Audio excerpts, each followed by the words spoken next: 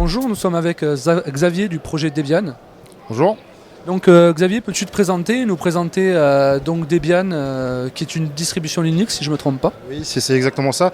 Donc pour ma part, moi je suis ingénieur de recherche au CNRS de Strasbourg et utilisateur Debian depuis environ 10-12 ans et contributeur Debian depuis 3-4 ans environ. D'accord. Qu'est-ce que Debian déjà? Qu'est-ce que ce projet? Et peut-être dans l'environnement Linux, quelle est la spécificité de Debian? Alors Linux est né dans les années 91. Debian a été très rapidement connu parce que c'est apparu dans les années 1993, donc par quelques personnes sur Internet qui faisaient des petits outils pour intégrer les choses autour de Linux.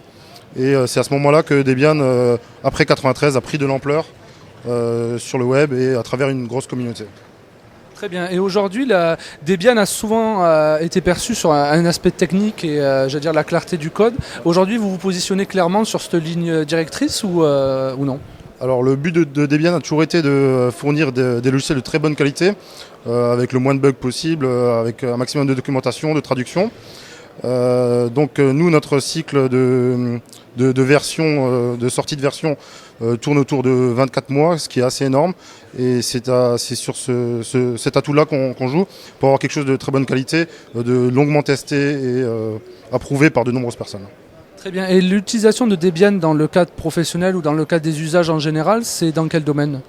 Alors plusieurs distributions ont été dérivées de Debian. On a bien connu Ubuntu qui est basé sur Debian, mais il y a d'autres distributions autour de tout ça, par exemple Debian Edu qui est une distribution basée sur Debian dans le domaine éducatif pour les écoles primaires, maternelles, essayer de fournir un environnement Unix simple pour ses enfants. On a des distributions Debian dans le domaine de la science, de la médecine. Et de plus en plus, on arrive à trouver des modifications Debian adaptées à divers univers, même pour des cabinets dentaires par exemple, ça existe aussi. Ouais. Et le côté Debian, ce qui a toujours été dit, on peut dire reproché, mais pas vraiment autour de Debian, c'est tout ce qui était l'aspect graphique. Aujourd'hui, en disant que les développeurs Debian se consacraient davantage sur le code et la qualité du code plutôt que l'aspect graphique. Qu'est-ce que vous pourriez dire par rapport à cela aujourd'hui? Alors tout ça est grandement simplifié de nos jours par l'aspect graphique, donc de plus en plus de personnes contribuent à ce niveau-là. Je dirais que aujourd'hui ce n'est plus le cas. On ne dit plus Debian est complètement en mode texte ou dénué de sens pour un humain qui appréhende l'informatique.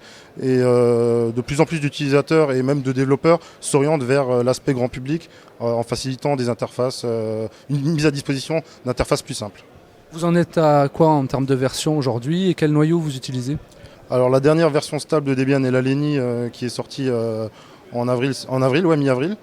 Au niveau de la version du noyau, la dernière stable contient le noyau 2.6.26. Mais il est tout à fait possible de mettre un noyau récent et utiliser une version Debian stable. Ensemble, ça fonctionne très bien. Donc on peut rester à jour au niveau des logiciels pour supporter le matériel récent, même en ayant une Debian entre guillemets un peu vieille. Très bien. Et aujourd'hui, les environnements graphiques que vous utilisez en priorité, c'est quoi? Alors en priorité, Debian se focalise sur KDE, GNOME, XFCE et LXDE, qui sont les 4 environnements prioritaires. On a d'ailleurs des ISO de Debian qui contiennent justement un installateur pour ces environnements de bureau. Mais sinon, on peut tout à fait installer son propre environnement de bureau. On doit en avoir 100, 150 à disposition au sein de Debian. Très bien, mais merci beaucoup Xavier, bonne continuation. Merci.